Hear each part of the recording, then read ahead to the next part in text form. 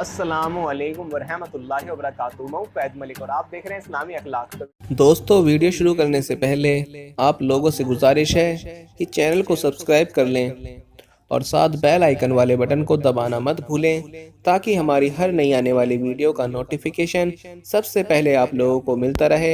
आऊज़ु बिल्लाहि मिनश शैतानिर रजीम, बिस्मिल्लाहिर रहमानिर रहीम। इस्लामी अखलाक की जानिब से अपने तमाम देखने और सुनने वाले नाजरीन को बड़े ही प्यार और मोहब्बत के साथ अस्सलामु अलैकुम कहता हूँ और मैं उम्मीद करता हूँ कि मेरे तमाम देखने और सुनने वाले, मेरी बहन, मेरे भाई, मेरे दोस्त सब लोग खैरियत से होंगे। और मैं दुआ करता हूँ कि अल्लाह पाक आप सबको खैरियत से रखे, आपकी परेशानियों को दूर फरमाए, आपके रिज़्क में बरकत और तरक्की अता फरमाए। नाजरीन, आप में से जो लोग चाहते हैं कि अल्लाह पाक आपके घर में रिज़्क ही रिज़्क पैदा फरमा दे और आपकी दौलत में खूब इजाफा हो जाए, तो आज जो मैं अमल आपको बताने जा रहा हूँ वो आपने करना है कि रात को जिस वक्त भी आपकी आँख खुले, जब भी आपकी आँख खुले, तो सिर्फ 5 बार आपने कुरान पाक की ये सूरह मुबारक पढ़ लेनी है, जो इंशाअल्लाह मैं आगे आप लोगों को बताने जा रहा हूँ। अगर आप ये अमल कर लेते हैं और जिस रात भी आपकी आँख खुलती है आप उसी रात ये अमल कर लेंगे, तो फिर देखें कि सुबह के वक्त आपके घर में रिज़्क की बरकतें और रहमतें आना शुरू हो जाएंगी।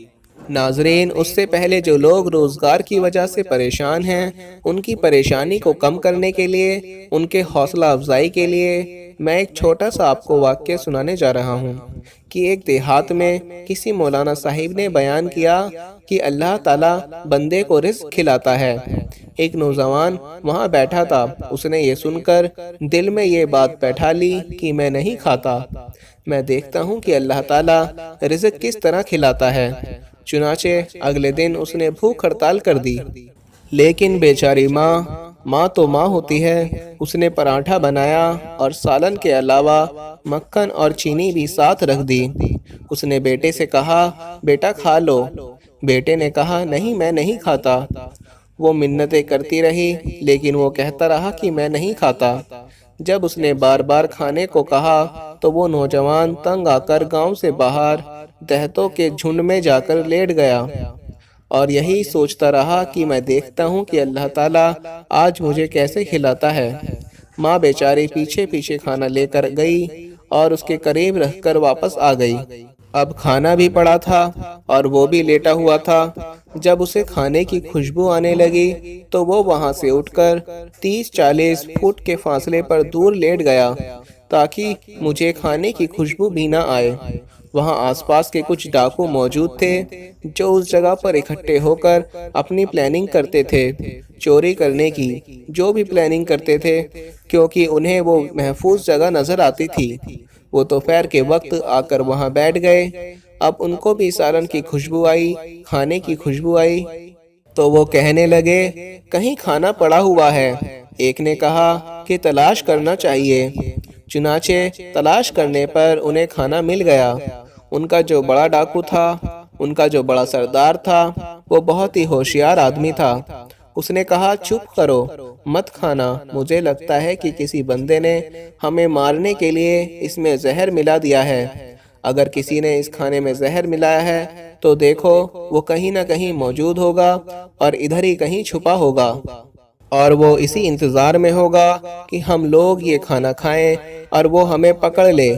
जब उन्होंने इधर उधर ढूंढना शुरू किया तो देखा कि वो नौजवान एक जगह पर लेटा हुआ था। उन डाकुओं ने उसे बालों से पकड़ लिया और कहा, तुमने इस खाने में जहर मिलाया है? उसने कहा, नहीं, मैंने तो नहीं मिलाया। उन डाकुओं ने कहा कि तुमने ये खाना इधर क्यों रखा है? लगता है तुम हमारे साथ कोई प्लानिंग कर रहे हो, हमें फंसाने की कोशिश कर रहे हो, हमें मारने की कोशिश कर रहे हो। तो उन डाकुओं ने ये देखने के लिए कि खाने में जहर है कि नहीं, उस नौजवान को खाना खाने को कहा। तो वो कहने लगा, मैं इस खाने को नहीं खाऊंगा। अब उन डाकुओं को पक्का यकीन हो गया कि इसमें जरूर जहर है। उन्होंने फिर कहा कि पहले तुम खाओ। तो उस नौजवान ने फिर वही जवाब दिया कि मैं नहीं खाऊंगा।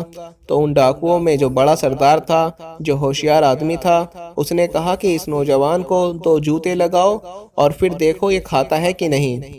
नाज़रीन, अब उस नौजवान को जूते भी लगना शुरू हो गए, लेकिन वो खाना खाने से इनकार ही करता रहा। جب جوتے پہ جوتے لگنے لگے، یہاں تک کہ اتنے جوتے پڑے تو کہنے لگا معاف کر دیں، میں کھاتا ہوں۔ پھر اس نوجوان نے مار پڑنے کے بعد وہ کھانا بھی کھایا اور ان ڈاکوؤں کو واقعہ بھی سنایا، اور ان کے ساتھ مل کر وہ کھانا بھی ختم کیا، اور ان ڈاکوؤں نے پھر اس نوجوان کو چھوڑ دیا۔ اس کے جسم پر جوتوں کے نشان پڑ گئے اور بیچارہ دردوں کے ساتھ گھر واپس آیا۔ اس کی ماں نے یہ حالت دیکھی اور دیکھ کر خاموش ہو گئی۔ اب اسے اگلے جمعے کا انتظار تھا۔ اگلے جمعے کے دن مولانا صاحب نے پھر تقریر کی کہ اللہ تعالیٰ ہر حال میں انسان کا رزق پہنچاتا ہے۔ جب وہ بیان اور نماز کے بعد فارغ ہوئے تو یہ مولانا صاحب کے پاس جا کر کہنے لگا، مولانا آپ ادھورے مسئلے بیان نہ کیا کریں۔ انہوں نے کہا، میں تو پورے مسئلے بیان کرتا ہوں، آپ کہنا کیا چاہتے ہو؟ تو وہ نوجوان کہنے لگا، آپ نے پچھلی دفعہ کہا تھا کہ جس کا رزق ہو اللہ تعالیٰ اس کو پہنچا کر ہی رہتا ہے۔ انہوں نے کہا، ہاں یہ پوری بات تو ہے۔ وہ کہنے لگا، جی نہیں، یہ پوری بات نہیں ہے، پورا مسئلہ یہ ہے کہ جس کا رزق ہو اللہ تعالیٰ اس کو پہنچا کر رہتا ہے، اور جو رزق نہ کھانا چاہے اللہ تعالیٰ اس کو جوتے مار مار کر کھلاتا ہے۔ وہ مولانا صاحب سمجھ گئے اور مسکرا پڑے۔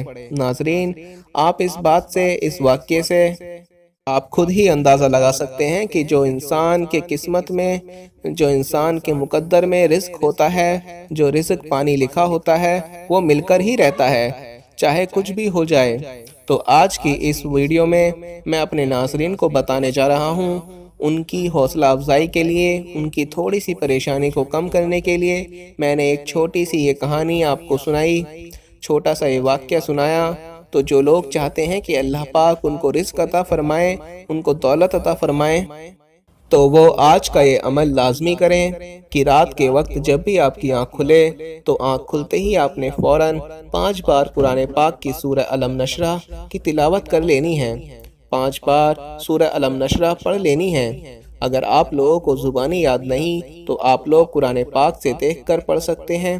اس کے لیے آپ نے باوضو ہو کر اس سورت کی تلاوت کرنی ہے، لیکن میں آپ لوگوں سے یہی گزارش کروں گا کہ ایک چھوٹی سی سورہ مبارک ہے یہ، آپ اس کو اگر زبانی یاد کر لیں تو میرے خیال سے آپ کے صرف 5 سے 10 منٹ لگیں گے۔ ہو سکتا ہے کہ آپ میں سے بہت سے ناظرین ایسے ہوں جن کو زبانی یاد ہو، لیکن جن کو یاد نہیں تو وہ جب بھی نماز ادا کرنے کے لیے مسجد میں جائیں تو مسجد میں قرآن پاک موجود ہوتے ہیں، وہاں سے آپ قرآن پاک سے سورہ علم نشرح کو 5 سے 10 منٹ اگر آپ ٹائم دے دیں تو آپ کو آسانی کے ساتھ یاد ہو جائے گی۔ تو پھر جب آپ کی رات کو کسی بھی وقت آنکھ کھلے تو آپ نے صرف 5 مرتبہ اس سورہ مبارک کی تلاوت کر کے دونوں ہاتھ آسمان کی طرف اٹھا کر اللہ پاک سے اپنے رزق کے لیے دعا کر لینی ہے۔ انشاءاللہ آپ آج سے یہ عمل کرنا شروع کر دیں۔ جیسے ہی آپ یہ عمل کریں گے اور اس سورہ مبارک کو پڑھ کر سو جائیں گے تو پھر صبح اٹھ کر آپ خود ہی دیکھ لیں گے آپ کے گھر میں، آپ کے گھر کے ہر کونے میں آپ کو رزق ہی رزق نظر آنا شروع ہو جائے گا۔ گھر میں رزق کی برکتیں اور رحمتیں نازل ہونا شروع ہو جائیں گی۔ ناظرین، قرآن پاک، سارے کا سارا قرآن پاک برکتوں اور رحمتوں سے بھرا ہوا ہے، صرف ہم لوگ ہیں کہ ہم ان سے فائدہ حاصل نہیں اٹھاتے۔ اگر آپ لوگ رزق کی وجہ سے پریشان ہیں تو برائے مہربانی آج سے ہی رات کے وقت آپ یہ عمل کر لیں۔ انشاءاللہ جس دن بھی آپ کی آنکھ کھل جائے تو آپ نے فوراً ہی عمل کر لینا ہے، اس کے بعد آرام سے سو جانا ہے، پھر صبح اٹھ کر خود ہی دیکھ لیں کہ گھر میں کتنا رزق آنا شروع ہو جائے گا۔ میں امید کرتا ہوں کہ آج کی ہماری یہ کاوش، آج کی ہماری یہ ویڈیو آپ کے لیے بہت فائدہ مند ثابت ہوگی، اور انشاءاللہ آپ کا حوصلہ افزائی ہوگا، اور آپ کو اس ویڈیو کی وجہ سے، اس عمل کی برکت سے آپ کو اتنا فائدہ ہوگا کہ آپ کی مالی پریشانی ختم ہو جائے گی۔ ہمارے پاس بہت سارے ای میلز اور میسج آ رہے تھے کہ ہمیں شوگر کی دوائی بتائیے، تو اگر آپ کو شوگر کی بیماری ہے یا دھات کی بیماری ہے یا مردانہ طاقت سے ریلیٹڈ کوئی بھی بیماری ہے تو ہمارے پاس ان سب بیماریوں کی دوائی موجود ہے، جس سے آپ کی بیماری گارنٹی سے جڑ سے ختم ہو جائے گی۔ آپ کو صرف یہ دوائی ایک باری منگانی ہوگی، ایک بار سے ہی آپ کی دوائی سے آپ کی جو بیماری ہے وہ جڑ سے ختم ہو جائے گی انشاءاللہ۔ ہمارے جو عالم ہیں انہوں نے اس دوائی پر پڑھائی کی ہے، وظائف کیے ہیں۔ تو اگر آپ دوائی منگوانا چاہتے ہیں تو ہم کوریئر سے آپ کے پاس دوائی بھیج دیں گے۔ دوائی کے پرائس بھی زیادہ ہائی نہیں ہیں۔ دوائی منگوانے کے لیے آپ اسکرین پر دیے گئے نمبر پر واٹس ایپ کر کے دوائی آرڈر کر سکتے ہیں، اور زیادہ جانکاری کے لیے آپ واٹس ایپ پر میسج کریں۔